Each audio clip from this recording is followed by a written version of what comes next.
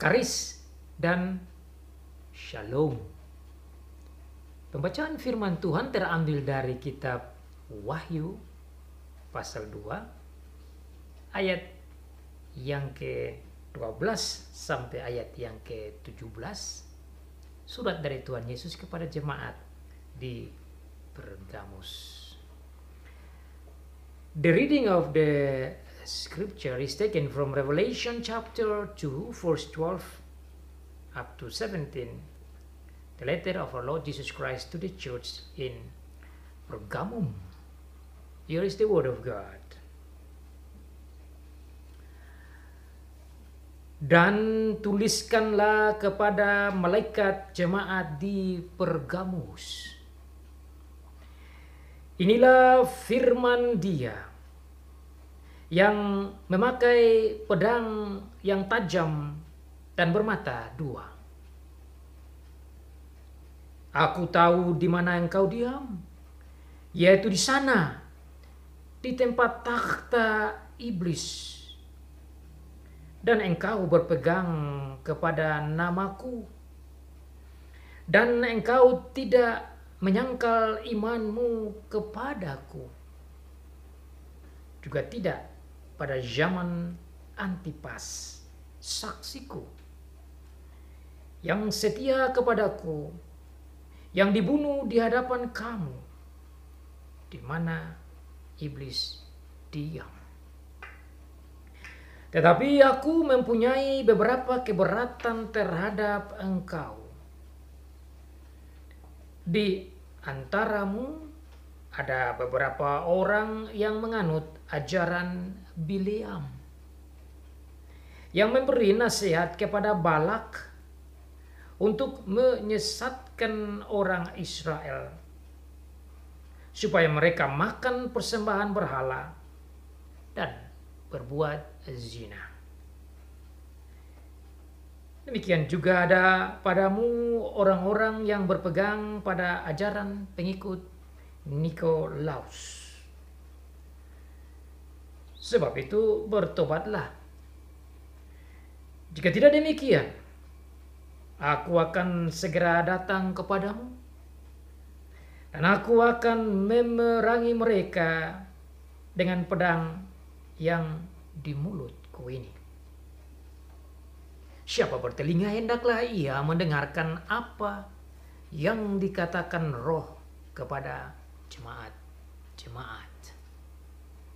Barang siapa menang, kepadanya akan kuberikan dari mana yang tersembunyi, dan aku akan mengaruniakan kepadanya batu putih yang di atasnya tertulis nama baru, yang tidak diketahui oleh siapapun selain oleh yang menerimanya. I'm going to read from English version, New International Version, Revelation chapter 2 verse 12. To the angel of the church in Pergamum write, these are the words of him who has the sharp double-edged sword. I know where you live, where Satan has his throne, yet you remain true to my name. You did not renounce your faith in me, even in the days of Antipas, my faithful witness, who was put to death in your city where Satan lives. Nevertheless, I have a few things against you. You have people there who hold to the teaching of Balaam, who taught Balak to entice the Israelites to sin by eating food sacrificed to idols, and by committing sexual immorality. Likewise, you also have those who hold to the teaching of Nicolaitans. Repent, therefore. Otherwise, I will come soon to you and will fight against them with the sword of my mouth. He who has an ear, let him hear what the Spirit says to the churches. I will give some of the children the hidden manna. I will also give him a white stone with a new name written on it, known only to him who receives it. So far, the reading of the Word of God. Blessed are he who reads and those who listen and keep the Word of God.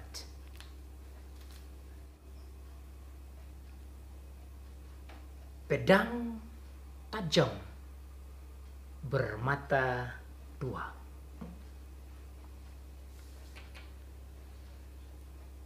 The sharp double-edged sword. Pedang tajam bermata dua. Itulah tema bagi kita pada saat ini yang disampaikan oleh Tuhan Yesus sendiri di dalam surat kepada jemaat di Pergamus. Dia menyatakan kepada gereja bahwa dia adalah pedang yang tajam dan bermata dua.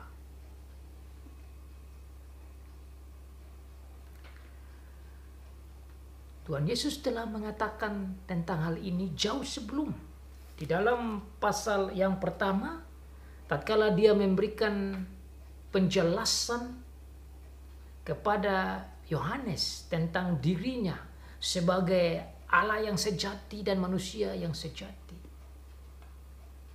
Dalam bagian tentang dirinya, dia menyatakan di dalam ayat yang ke-16 dari pasal 1, bahwa di tangan kanannya ia memegang 7 bintang dan dari mulutnya keluar sebilah pedang tajam bermata dua dan wajahnya bersinar-sinar bagaikan matahari yang terik.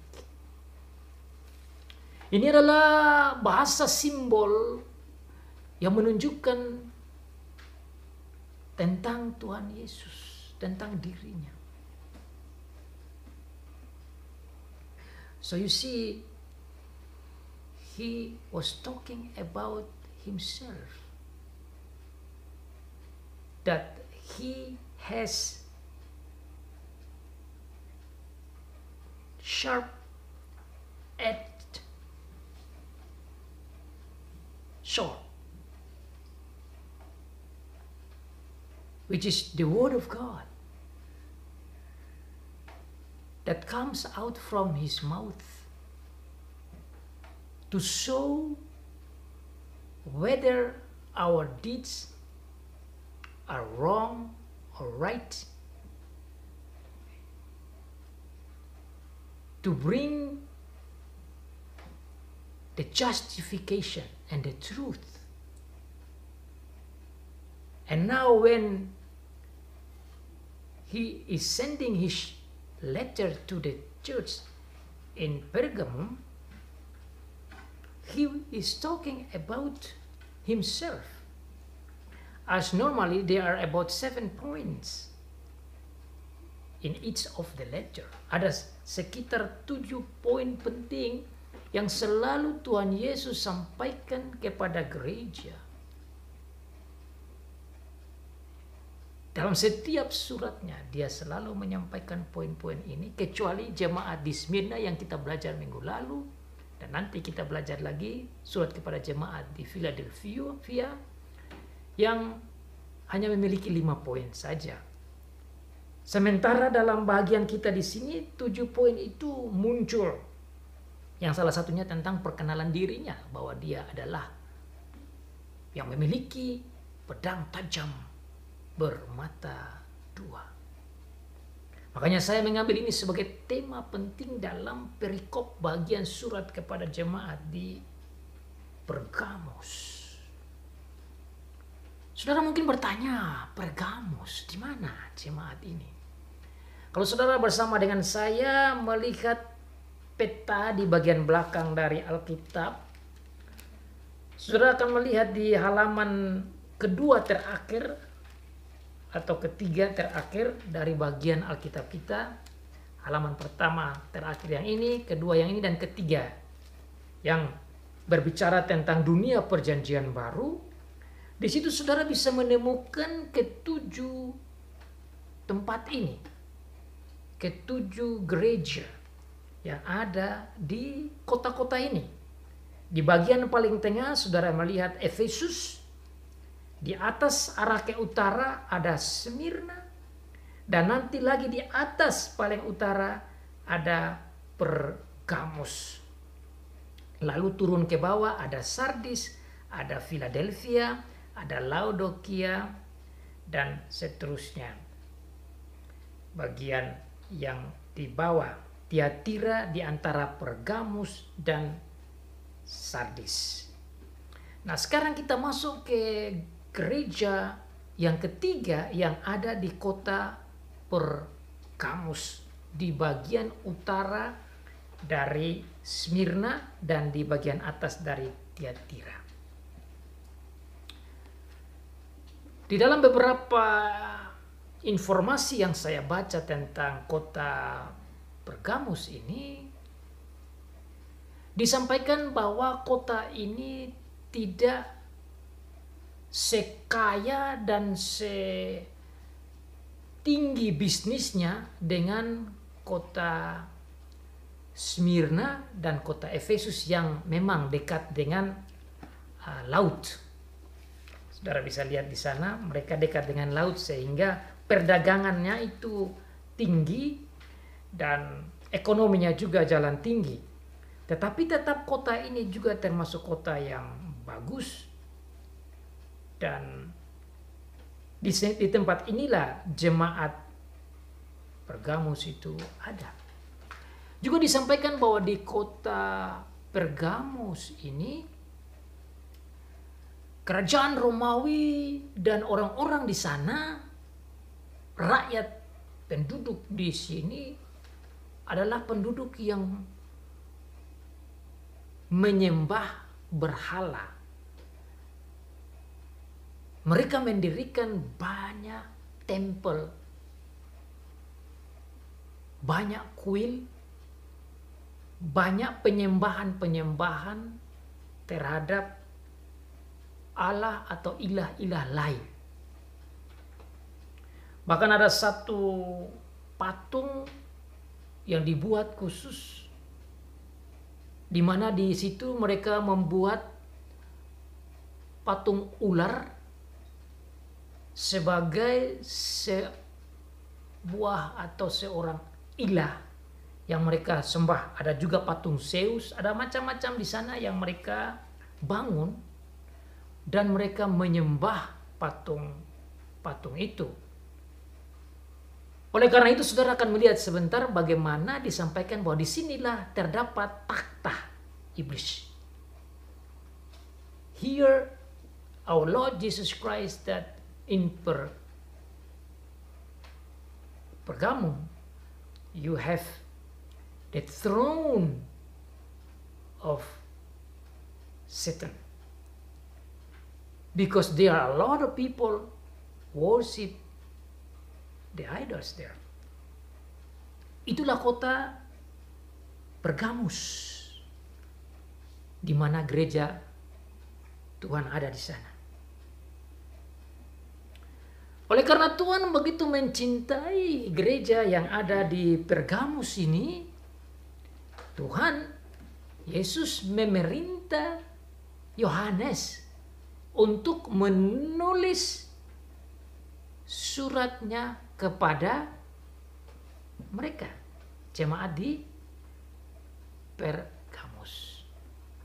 Seperti yang kita telah belajar bersama-sama bahwa surat ini adalah inisiatif dari Tuhan Yesus. Surat ini menunjukkan cinta kasih dari Tuhan Yesus. Surat ini menunjukkan perhatian dari Tuhan Yesus. Karena memang Tuhan Yesuslah yang mengambil langkah dan inisiatif untuk menyuruh Yohanes menulis isi hatinya kepada jemaat di Pergamus ini. Dan kita belajar bahwa dengan hal ini menunjukkan betapa Tuhan Yesus memperhatikan semua gereja di dunia. Termasuk saudara dan saya, termasuk anggota-anggota dari gereja. Maka selalu Tuhan Yesus katakan, tulis. Agar supaya semua gereja di mana saja berada belajar dari setiap suratnya. Belajar dari setiap surat yang dia kirim kepada setiap gereja ini. Kita sudah belajar tentang bagaimana surat kepada jemaat di Efesus. Yang dingin, yang kasihnya ditinggalkan. Yang Tuhan Yesus mau supaya mereka menjadi panas. Menjadi mengasihi Tuhan dengan 100%. Kita juga minggu lalu belajar tentang gereja di Smyrna, di mana Tuhan Yesus mau mengajar kepada gereja sepanjang abad agar supaya setia sampai mati. Sekarang Tuhan Yesus mau mengajar kita lagi tentang bagaimana dia bagaikan pedang yang tajam bermata dua, yang sangat melihat dan jeli, teliti, supervise satu persatu dan siap memerangi orang yang tidak mau bertobat.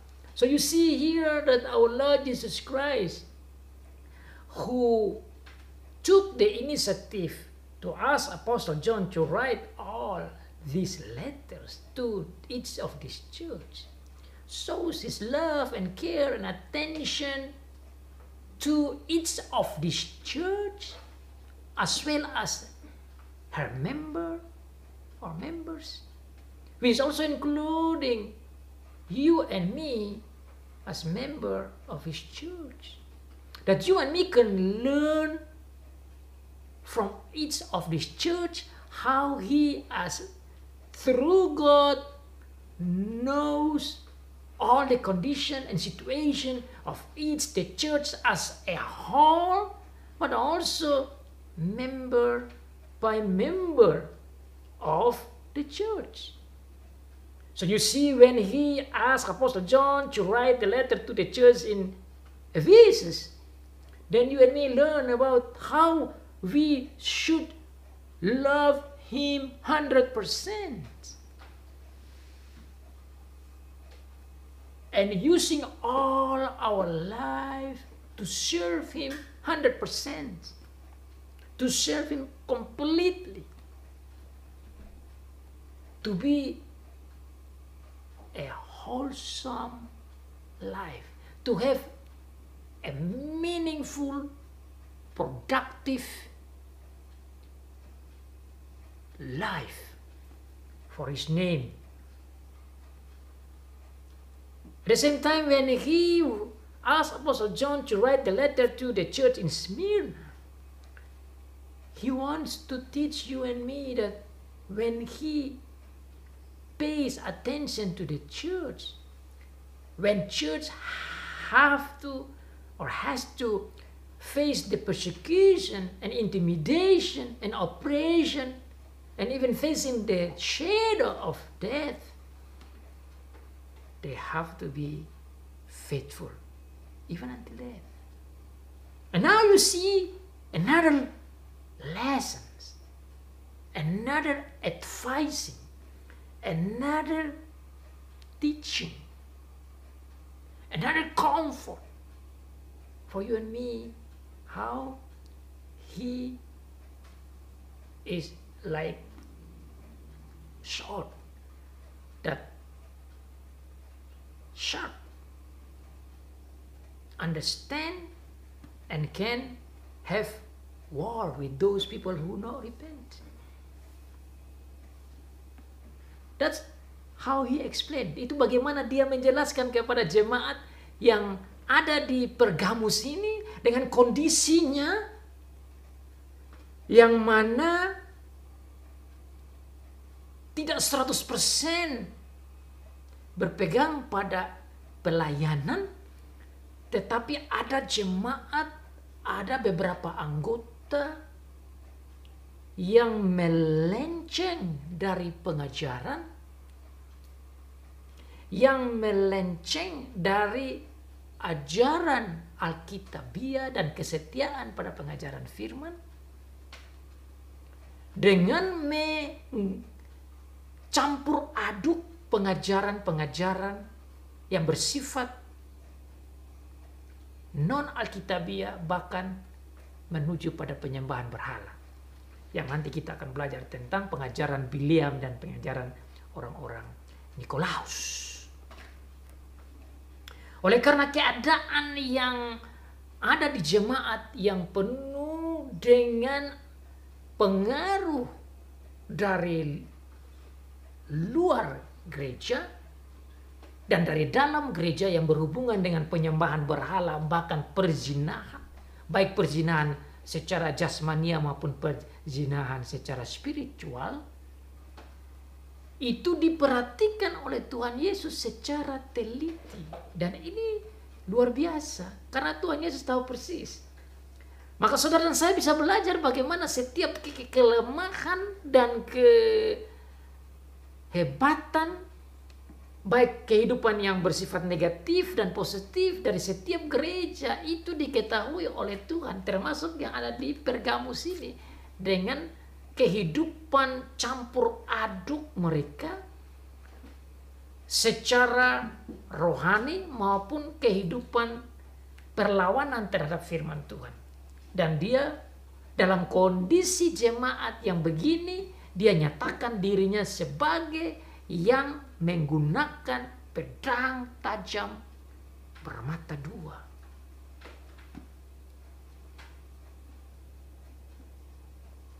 Dia yang memegang pedang tajam bermata dua ini ada dan mengetahui peristiwa demi peristiwa, mengetahui maju mundurnya, naik turunnya jemaat yang ada di Pergamus. He knows all the situation and condition, the ups and downs of the church.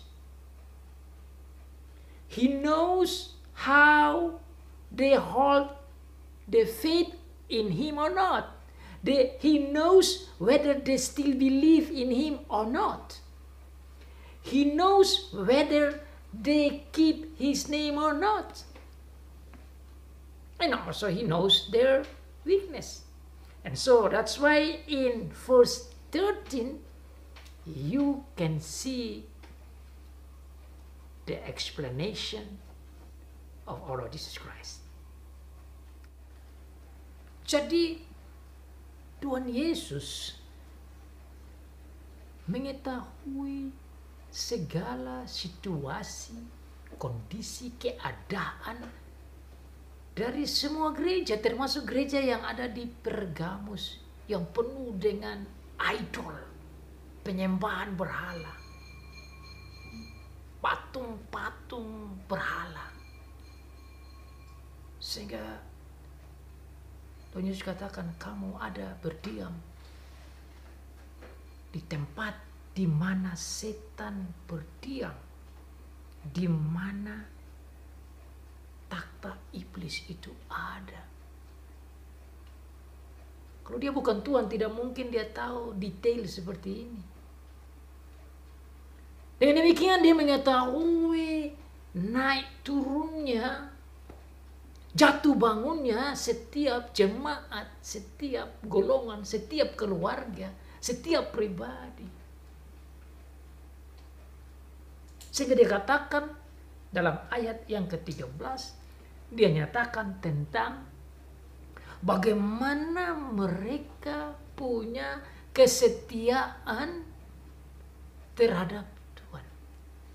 Ini adalah poin yang ketiga dari 7 poin yang akan saya sampaikan. Poin yang pertama tadi saya berbicara tentang tujuan arah surat, yaitu jemaat di Pergamus. Dengan keadaan ekonomi, keadaan agama. Dan kemudian saya jelaskan poin kedua tentang bagaimana Tuhan Yesus memperkenalkan dirinya sebagai yang memakai pedang tajam bermata dua. Dan sekarang saudara melihat poin yang ketiga tentang bagaimana dia yang memakai pedang bermata dua ini mengetahui secara terperinci, secara teliti detail keadaan jemaat secara pribadi, secara keluarga, secara gereja, secara bersama, dan saudara akan melihat secara dalam dari ayat 13 dan ayat yang ke-14 tentang keadaan gereja di Pergamus ini. Dalam poin ketiga ini kita melihat bagaimana Tuhan Yesus memberikan komendasinya, pernyataan-pernyataan positifnya, pujian-pujian positifnya tentang bagaimana gereja di Pergamus, bagaimana keadaan gereja itu. Dan keadaan positifnya Tuhan Yesus sampaikan, dia bilang, saya tahu di mana engkau diam, I know where you live. Yaitu di sana, di tempat takhta iblis.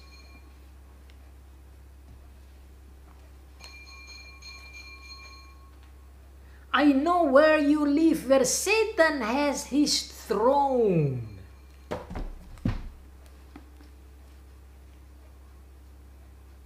Satan has his throne. Throne itu takhta, itu artinya dia punya kerajaan ada di situ.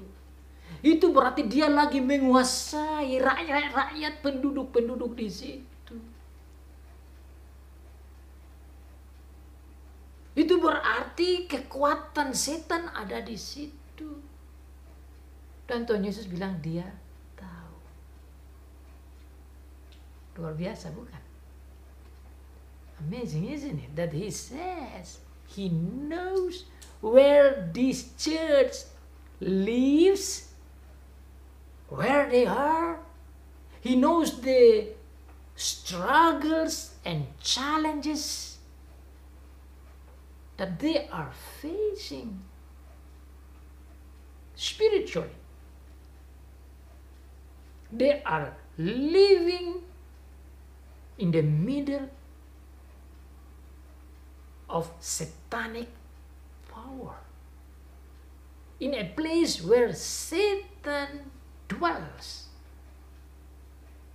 rules, controls, organizes.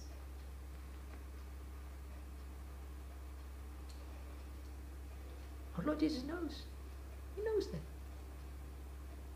And that's very important, because by know this, the church in Pergamum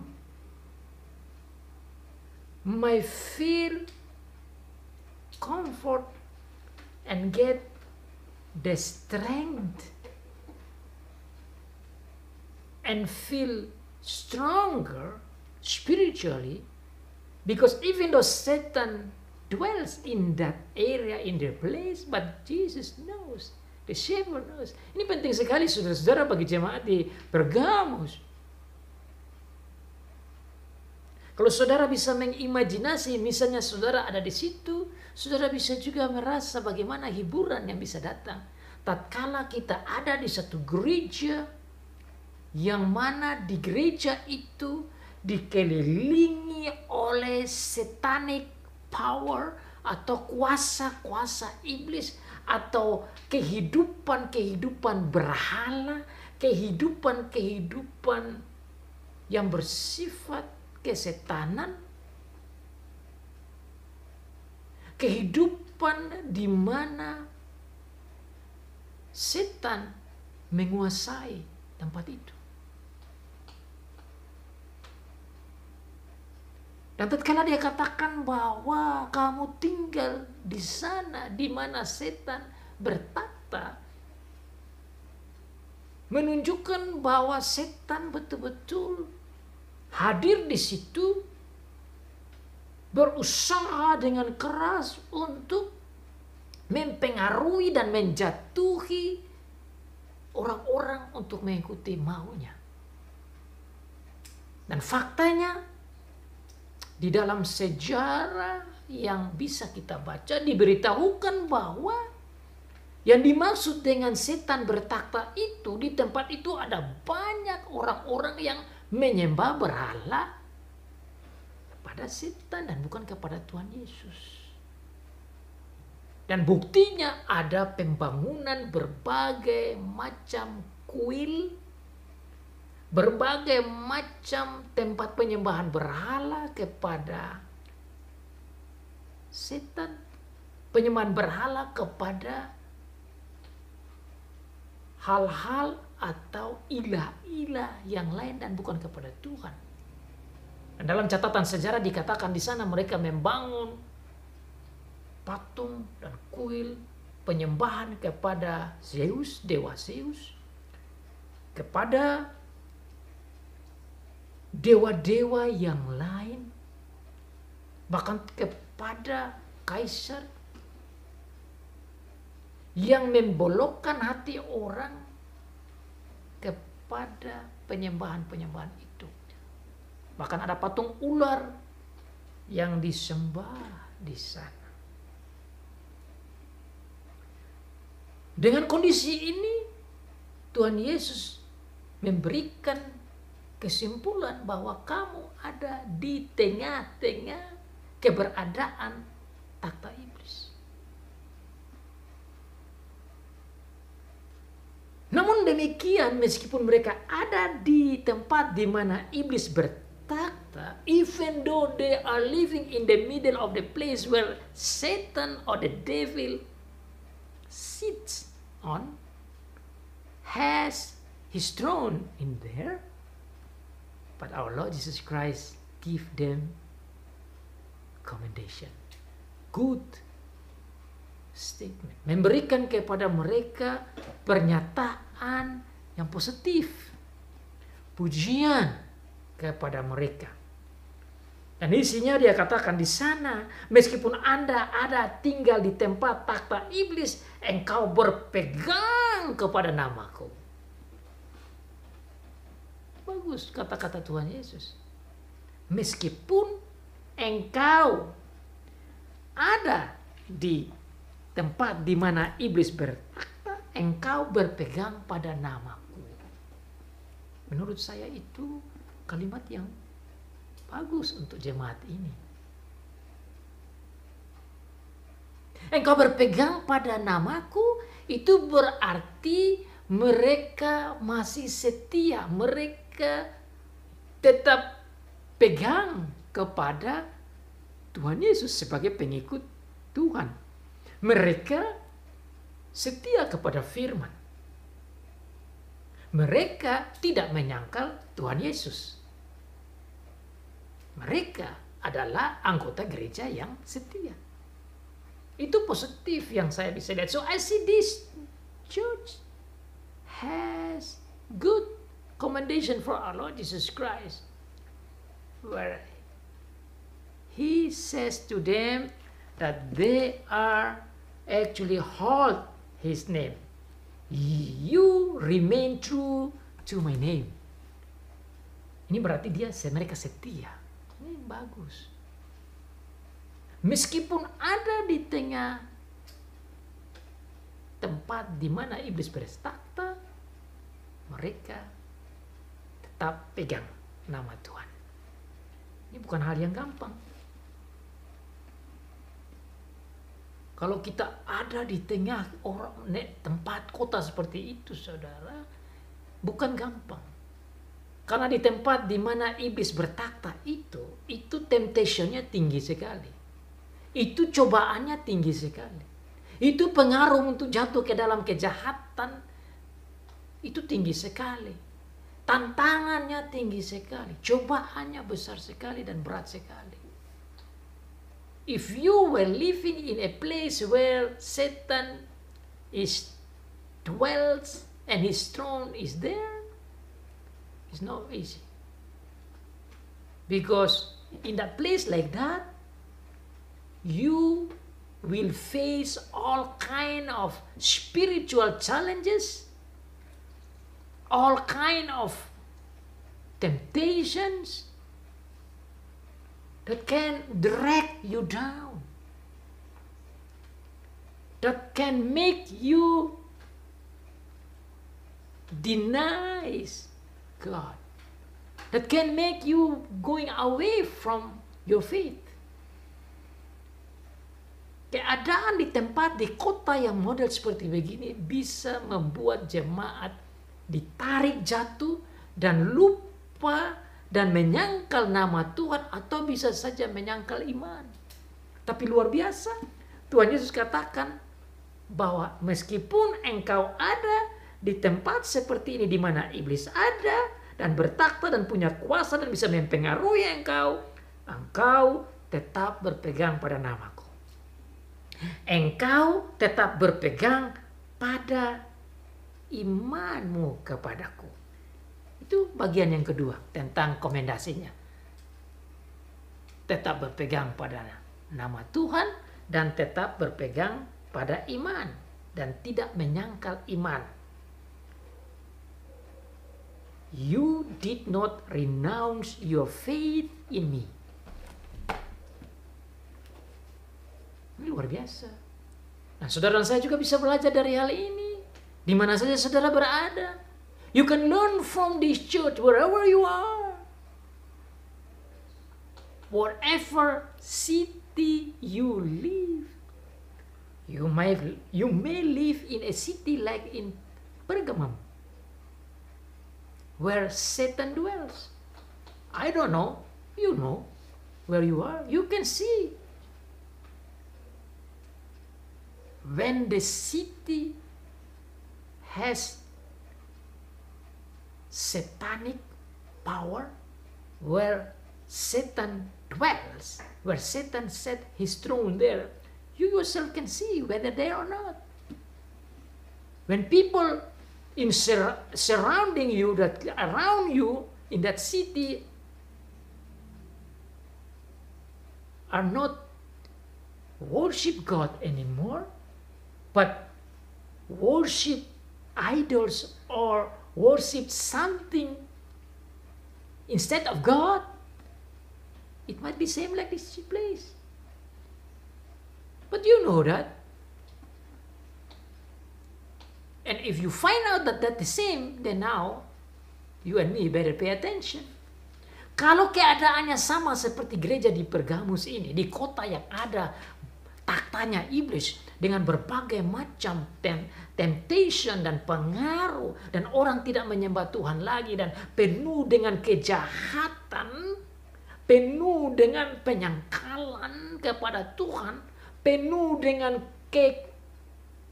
tindak tanduk dan sikap dan kelakuan yang melawan Tuhan, maka saudara dan saya boleh katakan ini tempatnya seperti di Pergamus. Dan saudara dan saya harus belajar dari apa yang Tuhan kasih. Makanya penting kita belajar ini semua, sehingga kita bisa dapat kekuatan dan hiburan dari Tuhan Yesus.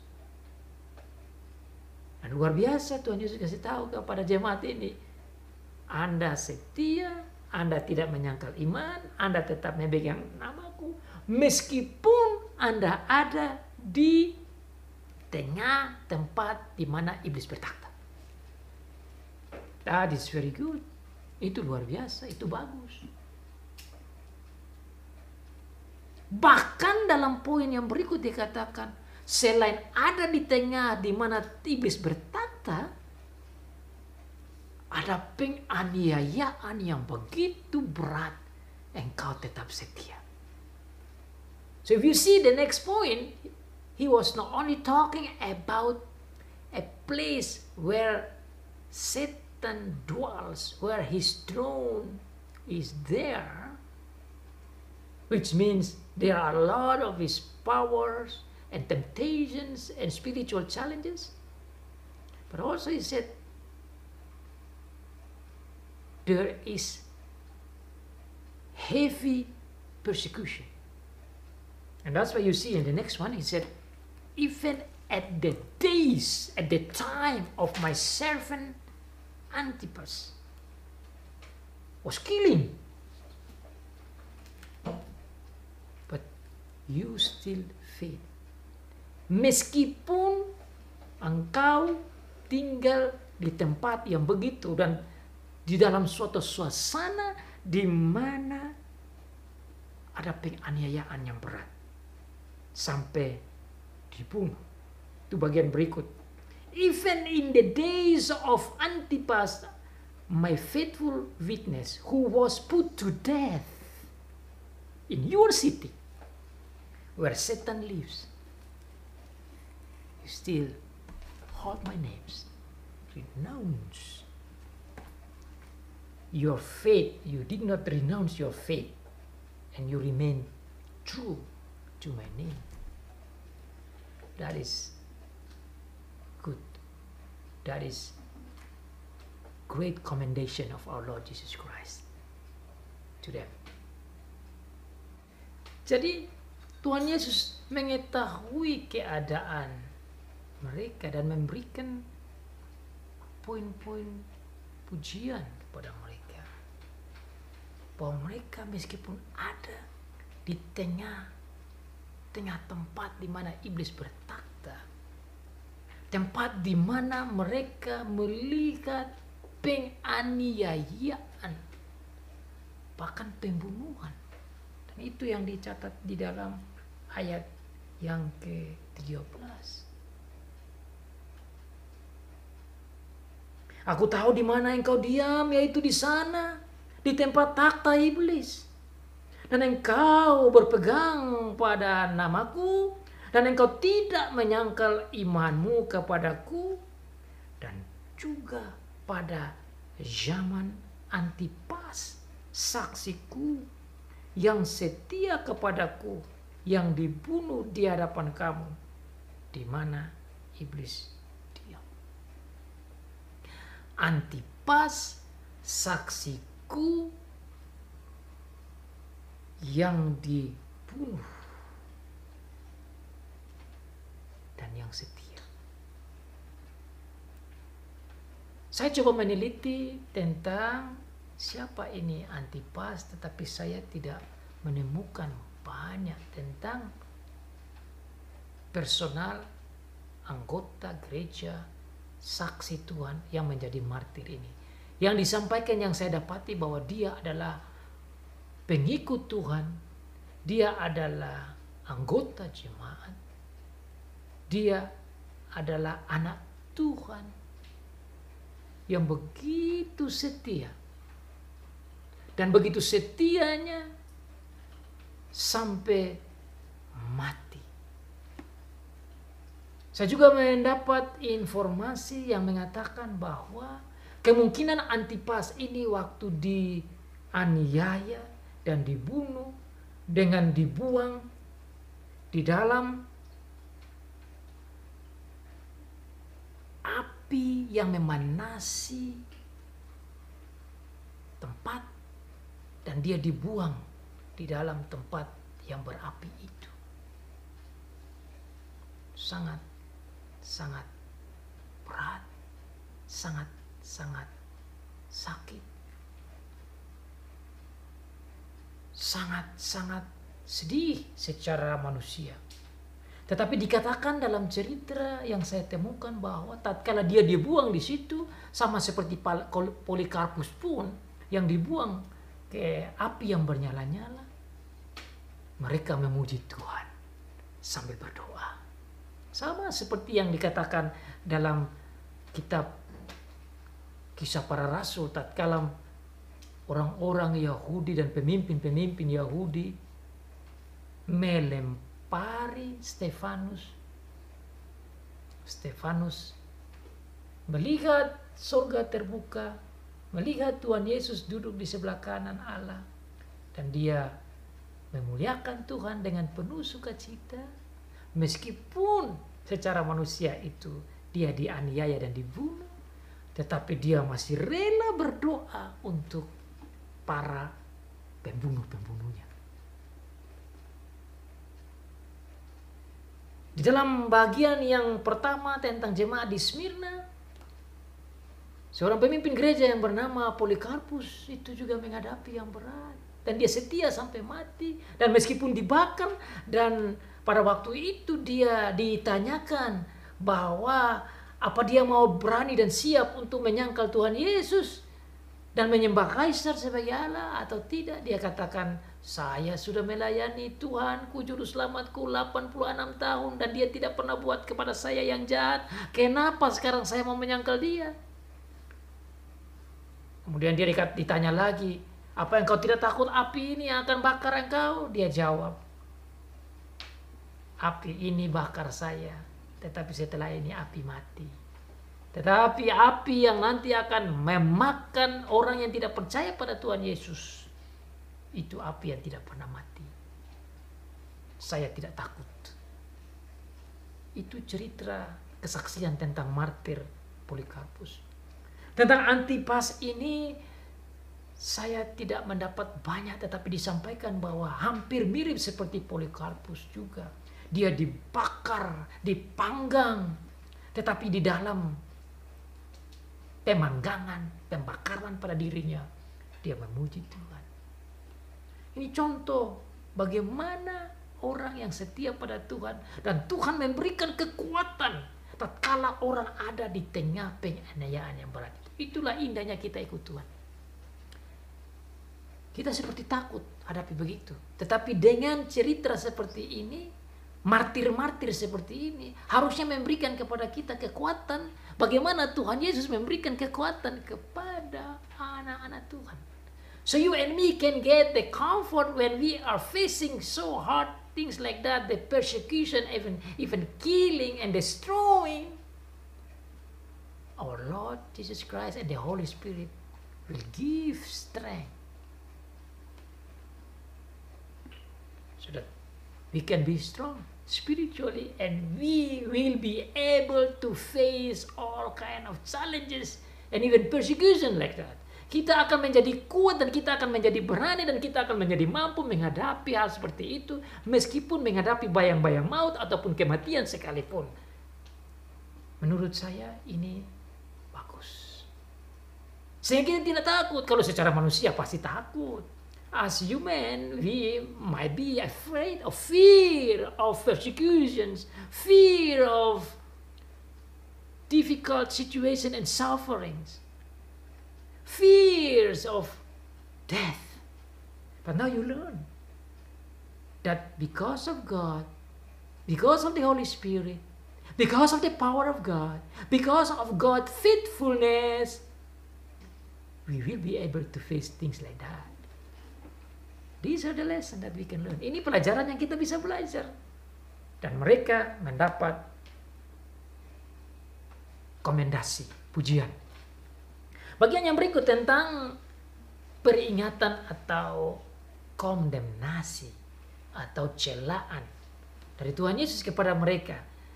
Jadi Tuhan Yesus mengetahui keadaan yang negatif juga, yaitu terdapat di ayat 14. You can see in verse 14 about the condemnation of our Lord Jesus Christ to them. Verse 14. Nevertheless, I have a few things against you. You have people there who hold to the teaching of Balaam, who taught Balak to entice the Israelites to sin by eating food sacrificed to idols and by committing sexual immorality. Ayat 14. Tetapi aku mempunyai beberapa keberatan terhadap engkau, di mana di antaramu ada beberapa orang yang menganut ajaran Bileam, yang memberi nasihat kepada Balak untuk menyesatkan orang Israel supaya mereka makan persembahan berhala dan berbuat zina. Ayat ini menurut saya ayat yang cukup sulit. It is a difficult text for me. And I spend time just to read and reread and reread again and again.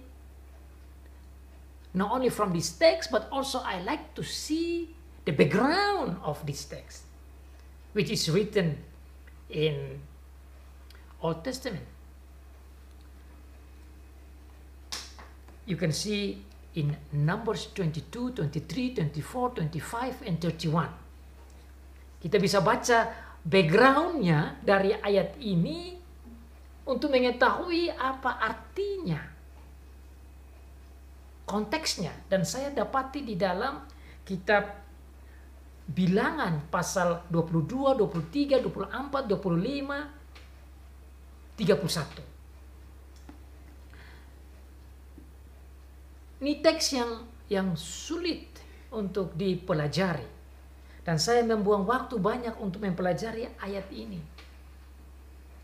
Kenapa saya bilang sulit? Karena tatkala kita baca ayat ini, di sini memang dijelaskan kepada kita tentang Bileam yang memberikan nasihat kepada bangsa Israel untuk memakan penyembahan berhala, memakan makanan berhala, dan berbuat zina. Kita hanya bisa memahami ayat ini kalau kita melihat sejarah tentang Bileam. We can only understand this if you can read the story about Balaam and Balak.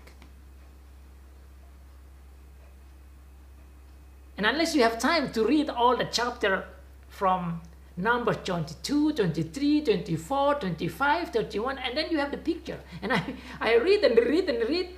What happened was when I read from Numbers chapter 22, I found out that actually Balaam was talking about what God says, the blessing of God.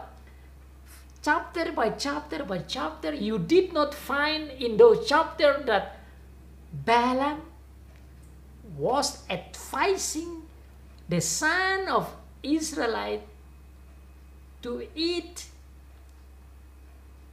the food for the idol. You didn't find it. And I found that difficult. I found that is hard to understand. Ini teks yang susah sekali karena saya baca dalam Bilangan pasal 22, 23, 24, 25. Kemudian selanjutnya pasal 31 tidak menjelaskan, menceritakan secara jelas bagaimana nasihat dari Balaam atau Bileam kepada Barak. Nah, Barak ini adalah Raja Moab. Balak ini Raja Moab. Tatkala bangsa Israel datang dari Mesir dan mereka sampai ke kerajaan Moab, mereka sampai di situ dan mereka berkemah di depan kerajaan Moab. Ini Raja Moab yang namanya Balak ini ketakutan kepada bangsa Israel yang begitu banyak. Dan dalam cerita dia bilang, ini orang Israel seperti penuhi bumi. Dia katakan, Bileam tolong datang dan membuat kutuk kepada bangsa ini supaya mereka kalah terhadap saya karena mereka terlalu banyak. Balak juga katakan bukan saja banyak, ini banyak. Mereka ini ibarat sapi yang memakan habis rumput di padang rumput. Kami ini seperti rumput saja, dia libas habis. Itu statement yang menunjukkan betapa takutnya Balak terhadap bangsa Israel. Maka dia minta Bileam untuk datang dan memberikan kutukan kepada bangsa Israel. Nah, dalam cerita dalam pasal 22, 23, 24, pasal demi pasal disampaikan bahwa Bileam ini berbicara dengan Tuhan. Dan Tuhan berbicara dengan dia. Dan Tuhan sampaikan kata-kata dia. Yang pertamanya Tuhan bilang tidak boleh pergi. Dan dia kasih tahu kepada orang-orang utusan daripada Balak, saya tidak akan pergi. Kemudian dia kirim utusan yang lebih terhormat lagi. Dia tanya Tuhan, Tuhan bilang engkau boleh pergi. Yang penting katakan apa yang saya katakan. Kemudian dia pergi, dan tatkala dia pergi, kata-kata yang dia sampaikan itu bukan dia berkata tentang kutukan, justru dia memberkati bangsa Israel. Dan Balak marah sekali. Malah bilang, bahwa saya tidak akan kasih kamu hadiah-hadiah yang banyak, karena kamu tidak kutuk Israel. Di dalam perjalanan itu ada satu cerita yang sangat luar biasa, di mana tatkala dia berjalan, Tuhan datang. Dikatakan malaikat Tuhan, yang sering diterjemahkan itu sebagai Tuhan Yesus di perjanjian lama, yang ada sebelum dia hadir sebagai manusia, namanya Logos Arsarkos, yaitu Tuhan Yesus ada sebelum menjadi manusia. Disebut dengan malaikat Tuhan datang. Dan malaikat itu Tuhan datang itu dengan ada pedang di tangannya. Ini kata pedang muncul lagi. Nah, tatkala kuda itu, kuda betina yang ditunggangi oleh Bileam, melihat malaikat itu, kuda itu serong. Tidak langsung menabrak malaikat Tuhan, tetapi dia serong. Bileam marah. Kenapa engkau serong? Kemudian dia maju lagi, dia pukul kuda itu, dan kuda itu maju ke depan dan melihat lagi malaikat Tuhan. Kemudian di tengah itu ada tembok dan dia menjepit kaki dan badan dari Bileam. Dan Bileam marah sekali dan memukul kuda. Sehingga Tuhan memberikan kemampuan kepada kuda itu untuk berkata kepada Bileam, kenapa engkau pukul saya? Ini dalam cerita yang luar biasa, binatang bisa berbicara dan hanya Tuhan saja yang bisa buat itu. Kuda berbicara kepada Bileam. Kemudian kuda bilang kepada Bileam, saya sudah layani engkau begini lama. Apa ada yang buruk yang pernah engkau buat? Aku buat kepadamu. Bileam memang tidak pernah. Terakhir, malaikat Tuhan membuka mata Bileam dan dia kelihatan. Terus malaikat Tuhan bilang kepada Bileam, seharusnya aku bunuh kamu. Justru kuda ini yang menolong. Dia serong supaya aku tidak bunuh kamu. Kalau tidak aku bunuh kamu, saya kasih tinggal kuda hidup. Itu cerita bagaimana Bileam berjalan ke Balak, ke Moab, Raja Moab ini. Jadi setelah pertemuan datangnya malaikat Tuhan kepada Bileam dan kudanya berbicara dengan Bileam, Bileam menjadi terheran-heran. Dan Tuhan membuka mata Bileam dan dia melihat malaikat Tuhan. Dan malaikat Tuhan katakan kepada dia, harusnya saya membunuh engkau, tetapi kudamu itu yang bijak.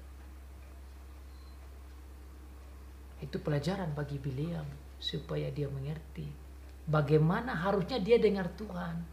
Jangan dia menjadi serakah, dan itu dia punya penyakit, itu dia punya bahaya, dia serakah. Nanti kita akan lihat bagaimana konteksnya makanya untuk memahami ayat ini dari kitab Wahyu tentang Bileam, Wahyu pasal yang kedua, ayat yang ke-14 ini. Konteks ini penting untuk kita paham. Tatkala Bileam sampai ke Moab, Raja Moab Balak menyiapkan diri untuk ketemu dengan dia di perbatasan dan menyiapkan kepada dia semua yang dia butuh untuk menyenangkan hati Bileam. Kemudian dia minta supaya Bileam mengutuk bangsa Israel. Tetapi dalam cerita dalam Bilangan pasal 22, 23, 24 itu disampaikan tidak ada satu kata pun yang Bileam ucapkan untuk mengutuk bangsa Israel. Karena Tuhan selalu mengatakan yang positif, yang penuh dengan berkat. Dan Balak menjadi marah. Balak kecewa. Terus di mana nasihat dari Bileam tentang penyembahan berhala dan tentang perzinahan kepada Baal Peor dan kepada perempuan-perempuan Moab? Saya membaca dan membaca dan terakhir saya temukan, ternyata ada tercatat di dalam Bilangan pasal 31 dan itu diungkapkan oleh Musa. Meskipun dalam pasal-pasal yang 22, 23, 24 tidak disampaikan, karena dalam pasal yang ke-24 tatkala Bileam mau pulang juga tidak ada satu kata negatif yang diungkapkan oleh Bileam kepada Israel. Dalam pasal yang ke-24 ayat yang ke-25 terakhir Bileam pulang, lalu setelah dia ungkapkan semua yang baik, lalu bersiaplah Bileam dan pulang ke tempat kediamannya, dan Balak pun pergi juga pulang.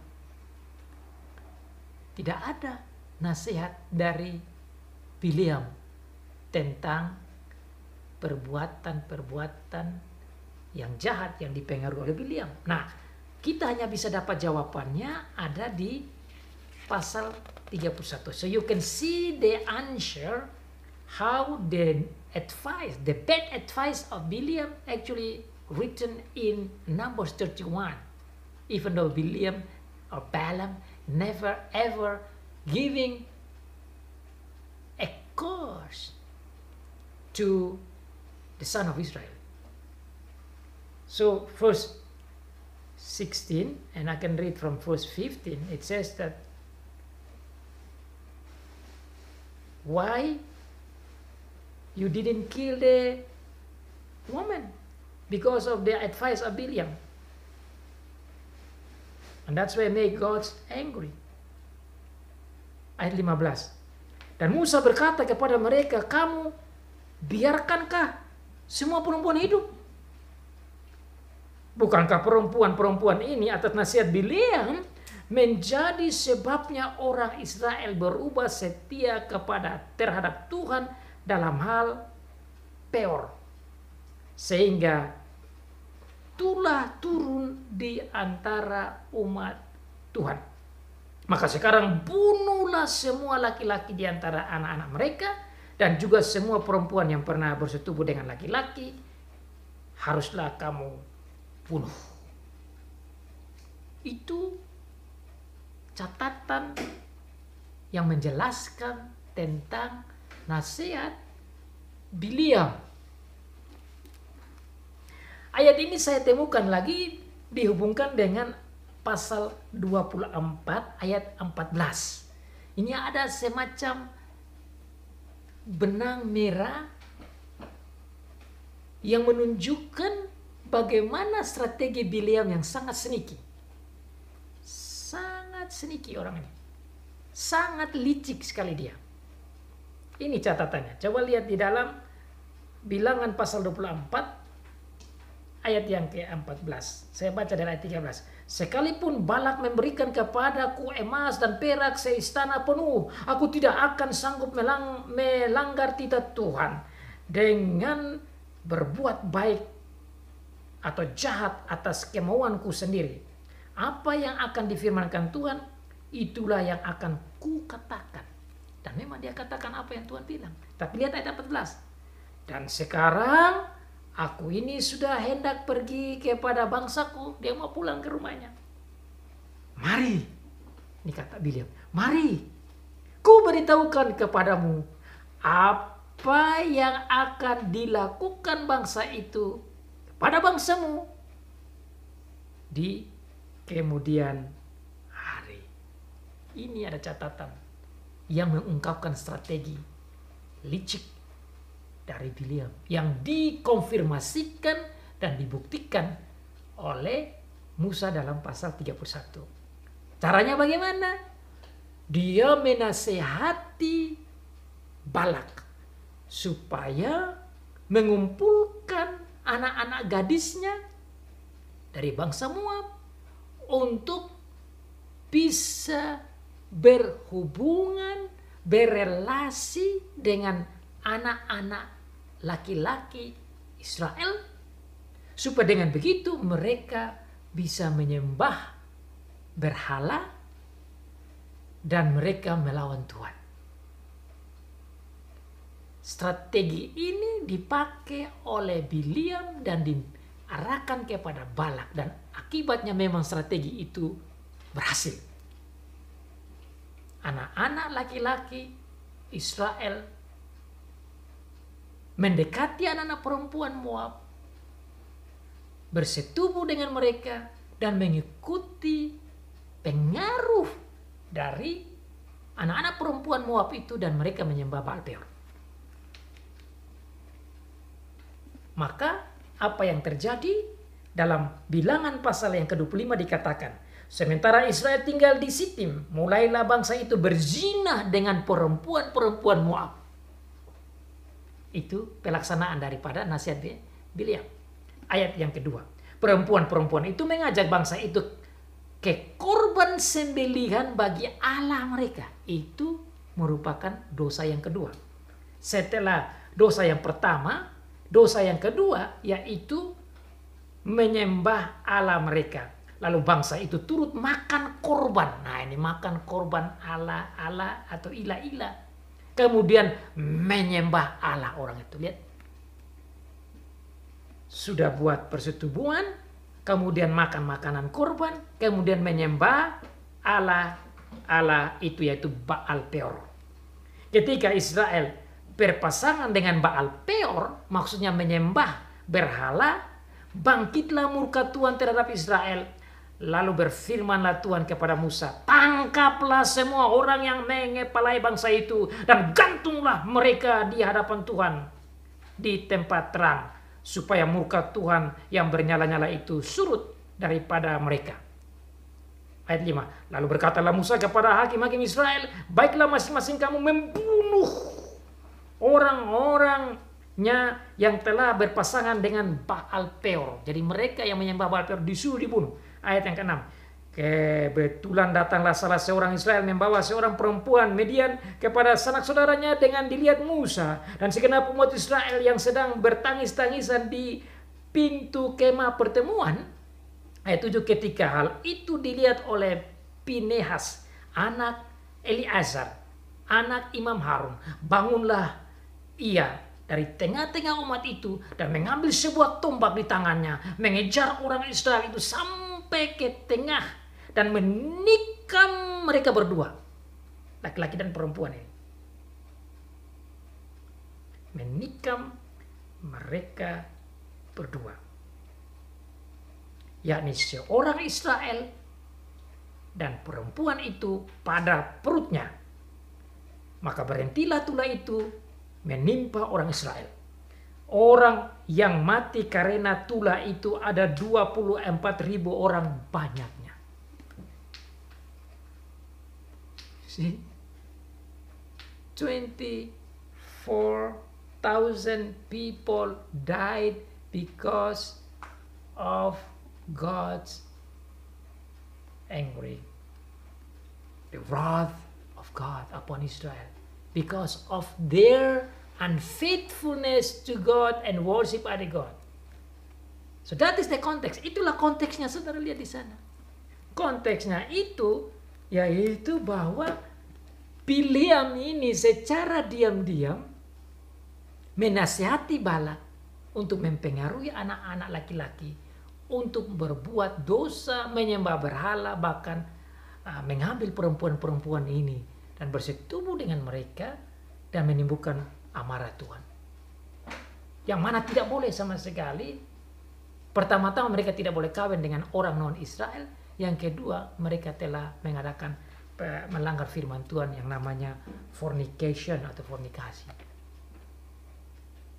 Saya coba meneliti lagi ini Bileam, dan Alkitab memberikan informasi yang lain. Dan saudara dan saya boleh membaca itu tentang Bileam ini di dalam 2 Petrus pasal yang kedua ayat yang 15 itu disampaikan tentang nabi-nabi palsu, dan di situ nama Bileam juga disebutkan tentang bagaimana modelnya Bileam ini. Ayat 16 dan 15. Oleh karena mereka telah meninggalkan jalan yang benar, maka mereka tersesatlah mereka, lalu mengikuti jalan Bileam anak Beor yang suka menerima upah. Nah, di sini dicatat bahwa ternyata di dalam Alkitab dikatakan bahwa dia bilang dia tidak suka upah. Ternyata di Alkitab sini katakan dia suka upah. Jadi dia menolak tapi dia mau. Ini Bileam ini. Di dalam konteks pasal perjanjian lama bilang dia menolak. Dia bilang biar mau kasih satu istana pun saya tidak akan terima. Saya akan harus bicara tentang firman Tuhan. Tetapi di sini dikatakan dia suka menerima upah. Yang suka menerima upah untuk perbuatan-perbuatan jahat. Tetapi Bileam beroleh peringatan keras untuk kejahatannya. Sebab keledai beban yang bisu berbicara dengan suara manusia dan mencegah kebebalan nabi itu. Satu teks lain yang berbicara tentang Bileam itu saya dapat di dalam Yudas pasal 1 ayat yang ke-11. Dan saya ingin baca ini supaya kita bisa paham ini Bileam untuk mengerti teksnya. Ayat yang ke-11. Celakalah mereka karena mereka mengikuti jalan yang ditempuh Kain, dan karena mereka oleh sebab upah menceburkan diri ke dalam kesesatan Bileam, dan mereka binasa karena kedurhakaan seperti Korah. Jadi saudara, konteks tentang kata Bileam, jemaat saat itu ada beberapa yang terpengaruh dengan pengajaran Bileam. Saya baca teksnya lagi. Tetapi aku mempunyai beberapa keberatan. I have a few things against you. Ada beberapa keberatan terhadap engkau, di mana di antaramu ada beberapa orang yang menganut pengajaran Bileam. Pengajaran Bileam apa? Bileam punya pengajaran supaya anak-anak Tuhan jatuh di dalam penyembahan berhala, melawan Tuhan, dan menyembah ilah lain dan melanggar firman Tuhan. Pengajaran Bileam yang mengajar tentang eating food sacrificed to idols and by committing sexual immorality. That's the context that I was saying before. Itu konteksnya. Nah, kenapa ini disebut? Berarti di dalam gereja ini ada praktis hal seperti ini. Praktis pengajaran Bileam ada di situ. Nah, ini saudara bisa lihat konteks pengaruh tata iblis, pengaruh kuasa iblis membuat ada jemaat yang jatuh dalam dosa-dosa itu. Bersama dengan itu ada yang namanya mengikuti praktis pengajaran Nicolaitans atau Nikolaus. Apa praktik Nikolaus? Dalam Efesus juga sudah bicara, dalam gereja di Efesus, Nikolaus ini adalah pengajaran yang mengkombinasikan atau sinkretisasi, mencampur aduk antara pengajaran Tuhan dan pengajaran-pengajaran kekafiran.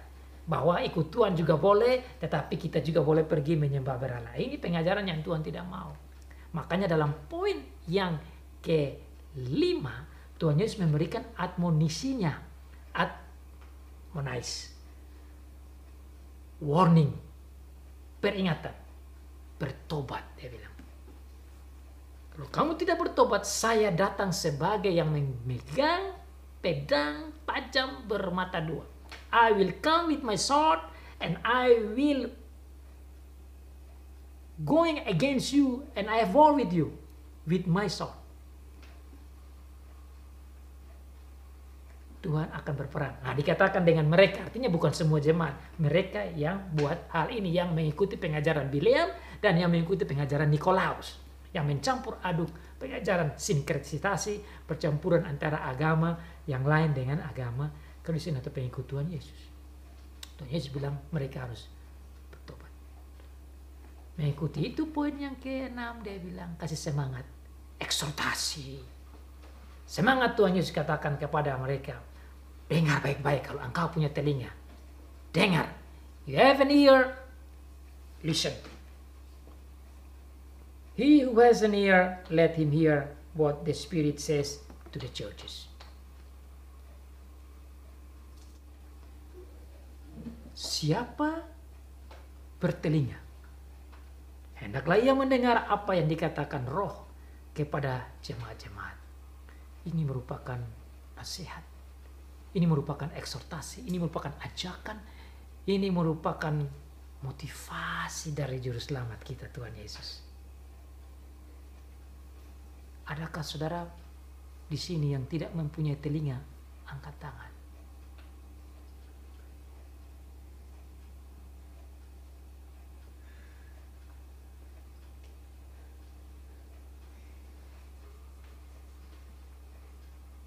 Semua punya telinga. Dengan bilang apa? Siapa bertelinga? Ada di sini yang tidak punya telinga, angkat tangan.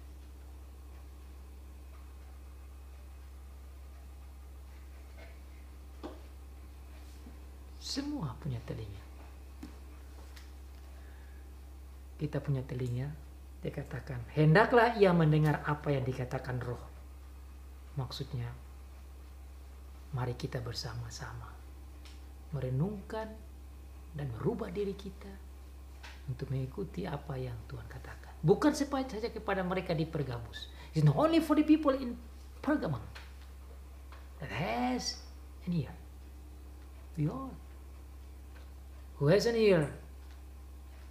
Let's hear the word of God, the word from the Spirit to the churches. Supaya kita bersemangat. Dan Tuhan Yesus menutup dengan poin terakhir yang mengikuti apa yang Tuhan bilang, nomor 7 janjinya. Apa janjinya? Janji di sini sangat spesial. Barang siapa menang kepadanya akan kuberikan dari mana yang tersembunyi. Dan aku akan mengaruniakan kepadanya batu putih. Yang di atasnya tertulis nama baru. Yang tidak diketahui oleh siapapun. Selain oleh yang menerimanya. To him who overcomes, I will give the right to eat from the tree of life. Sorry, I read the wrong one. Verse 17. To him who overcomes, I will give some of the hidden manna.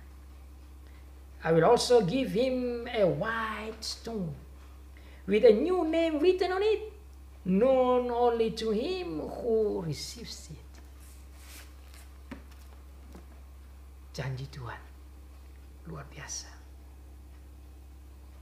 Yang menang dalam arti yang setia kepada Tuhan Yesus, yang memegang iman dalam Tuhan Yesus, yang menyembah Tuhan Yesus, dan yang tidak menyembah berhala dan compromise dan syncretize, campur sini campur sana, tetapi 100% menyembah Tuhan seperti yang Tuhan mau, dia akan diberikan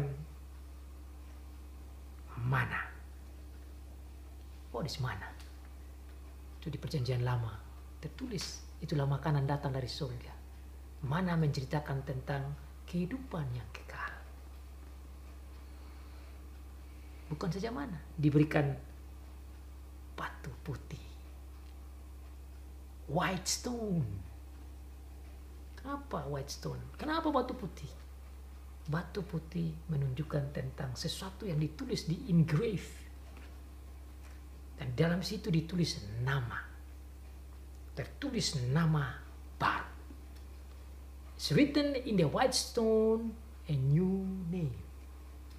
New name shows new relationship, new life, new connection, new characters, lives that being led by God, by the Holy Spirit, by the Word of God, life that worship God, life at 100% worship and respect and honor and bow down to God. That's the promise.